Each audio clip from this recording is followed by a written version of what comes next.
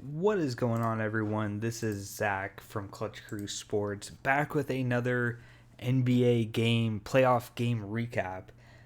So I recapped Mavericks and Suns game 4, and a week later, here I am recapping Bucks and Celtics game 7. I was pretty excited about this game going into it. I thought this was going to be a lot closer than the score ended up being. But nevertheless, it's a game 7, so really important. I'm sure a lot of NBA fans were watching this. And we'll see what happens with the other game 7 tonight. I think it should be a good one.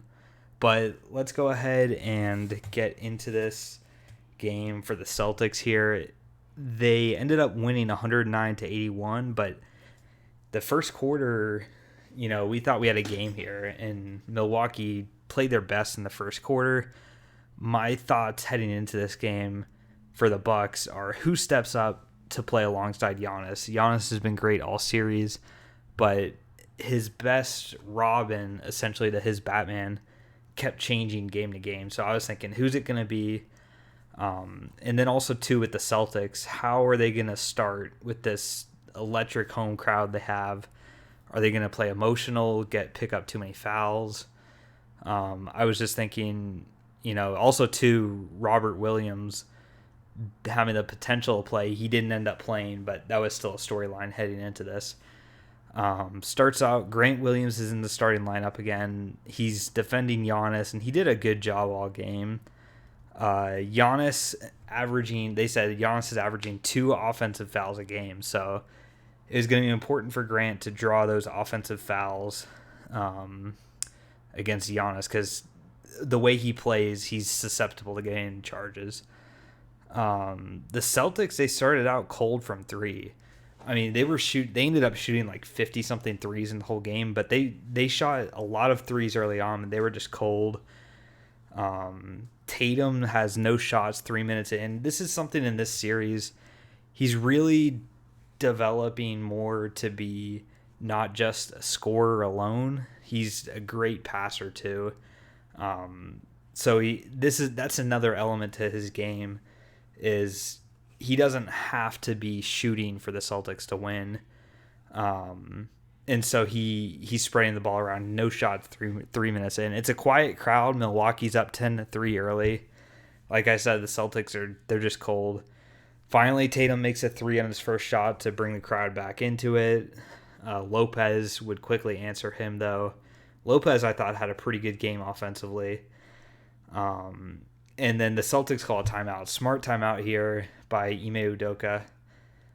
The Celtics just were not... It was looking bad, and you don't want to get in an early deficit to the Bucks here. So, good timeout, because Jaylen Brown makes a quick 5 points after that timeout. Derek White, 0 for 2 on open shots. He didn't have the best game, but the main thing here is that he had open shots, and that was going to be a storyline for the rest of the game. And then Derek White also has a turnover. And then Giannis playing good defense here in this quarter. I thought this was definitely Giannis's best overall quarter offensively and defensively at the time. I didn't know if it would be, but he's playing good defense. Bucks are controlling the game. Smart fouls Giannis. And then he goes down hard. Marcus Smart, it seems like every time he gets fouled, he acts like he's dead. I mean, he didn't end up like getting a major injury or anything this game, but there is a long stoppage when he falls down. But this one did, and the instant replay, it did look pretty painful with his hand. But he stays in the game. Boston just 4 of 13 from 3. So far to this point, and Lopez with 7 points. So early on, it looked like Lopez was going to be the answer. He was getting the best of Horford so far, and it looked like he was going to be the best offensive player other than Giannis this game. But the end of the first quarter, it's tight. It's 26-20 Milwaukee. So defensive game, you're thinking, okay, this is going to be a pretty good game. Second quarter starts. Grant Williams really comes alive this quarter, has a huge block on a three-point attempt to start. Playing with 2 fouls. Still no Robert Williams. I wrote this when I realized he's definitely not playing. Tatum's 3 for 3 from 3. Gets the crowd back into it. And I thought Tatum was more aggressive this quarter and in general. Finally, the Celtics tie it with Jaylen Brown going for an and one. And then this is a big momentum part of the game where Jaylen Brown gets the and one, ties the game. Grayson Allen on the next possession has an air ball. Al Horford dunks it for the Celtics. So now the Bucks call timeout because all these things are going the Celtics' way. The crowd's back into it. Bobby Portis, they showed, in between plays and stuff, he was yelling at something. You couldn't tell what he was yelling at because, the refs didn't call a foul on him. So everyone was weird. But he takes off his goggles, his sports goggles, and he's mad about something that is dealing with his goggles. He throws them down. So that was kind of weird. We didn't find out what happened, but and then the kind of funny moment too, Grant Williams goes in on spies on the Bucks huddle. And then the announcers, all game they were just giving Grant Williams love. I mean, even when he was having a little bit of a cold stretch where he was missing his shots, because he was missing his shots in the first half, but even when he was, the announcers were talking about how much the team loves him, how he's a guy all his teammates really enjoy playing with him, and everybody's just saying good things about Grant Williams here. The pick and roll game for Giannis was really beneficial for the Bucks. I thought that's where their best offense was coming from this game.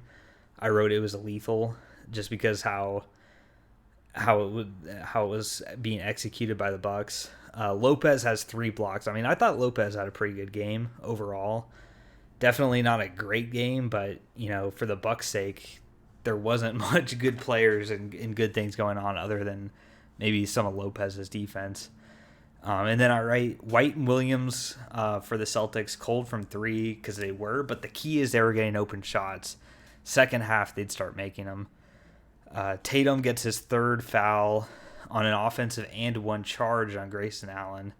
The Celtics would challenge it, unsuccessful. So Tatum's got 3 fouls. That's something the Celtics are concerned about, and that was especially a big one. The reason they challenged it, not just because it was his 3rd foul, but it would have been an offensive and 1, so could have had a 3-point play. Instead, it's an offensive foul.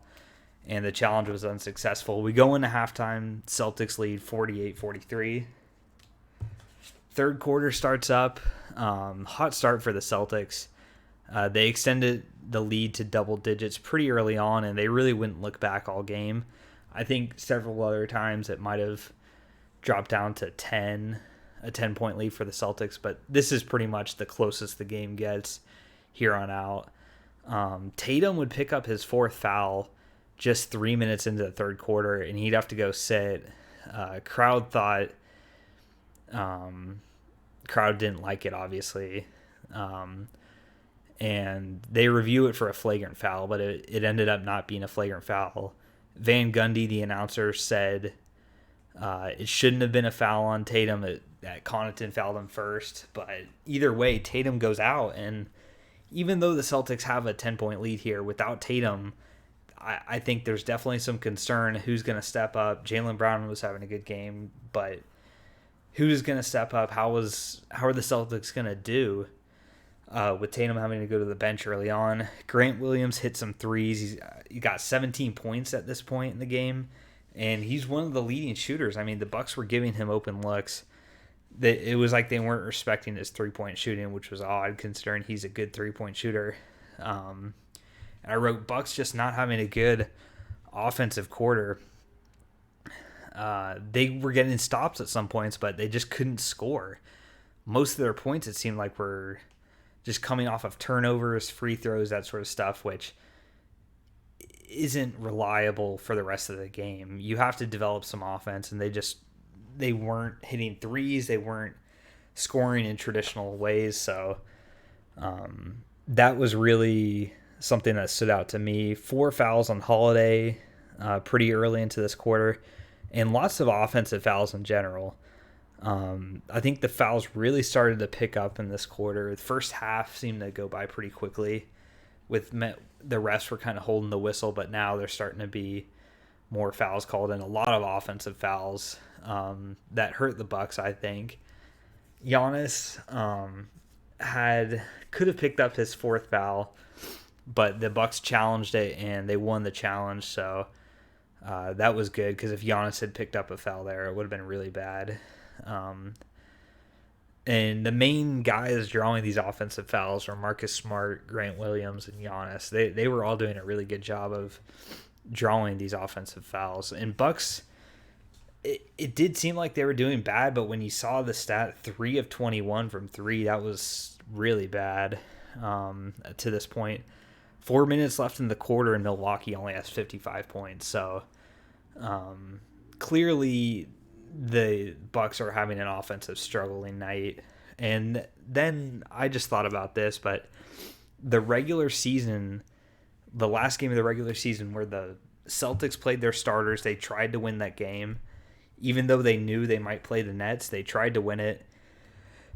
The Bucks rested their players. It seemed like the Bucks didn't want to win to get the 2 seed, because they were potentially worried about playing the Nets. So they wanted to avoid the Nets in the first round. And this is where it's biting them, I think, because the Celtics are feeding off this home energy. I think the Bucks much rather would have been the home team in the series, and the Celtics. This is a big thing, I think. That game at the end of the year where the Celtics overtook the Bucks for the 2 seed, I think ended up being a major thing that we're going to look back on with this series. 22 points for Grant Williams. He's making his threes, doing a really good job with Tatum on the bench, and it's a 16-point Boston lead. The 3-point shooting, the main story here. 79-64 Boston lead going into the fourth quarter, and I was a little skeptical for Boston. I thought, okay, when are the Bucks going to go on a run? But it just never happened. The fans are loving Grant Williams here. It just seems like every time he makes a shot, the fans go crazy. Announcers say game of his life. So Boston comes out with a sense of urgency in the fourth. They don't let Milwaukee go on a run. I think it's a combination of just really good offense for the Celtics and really bad defense, or really bad offense for the Bucks. I thought the Bucks have came back from this before, and in this series they had a similar situation where they came from behind to win, but Giannis just seemed off. I mean, he was missing his layup shots, and he really wasn't having a good game aside from the first quarter. So if he's not going to be doing well, the Bucks definitely aren't. I thought the refs hadn't been a controversy. There was another good call here that was an offensive foul for Milwaukee, and it seemed like Milwaukee was having all these offensive fouls, but they were legit offensive fouls. And the refs, I felt like, weren't a big storyline this game. It's an 18-point lead, 8 minutes left, and at this point, it's pretty much over. Peyton Pritchard giving them points off the bench. I wrote Celtics win. The 3-point differential was just crazy. The Bucks only made 4 of like 30 3-pointers. Celtics were much better from 3, and that was the major difference in this game. 2 minutes left to go in the game, and Coach Bud pulls his starters from the game and concedes, essentially. So the Celtics win this game. Not a lot of drama at the end of it, but nonetheless, it was a fun Game 7 to watch, and we will see how they fare against the Miami Heat in the Eastern Conference Finals. Thank you to everyone for listening and watching, and I hope you have a great rest of your day. Remember, be clutch.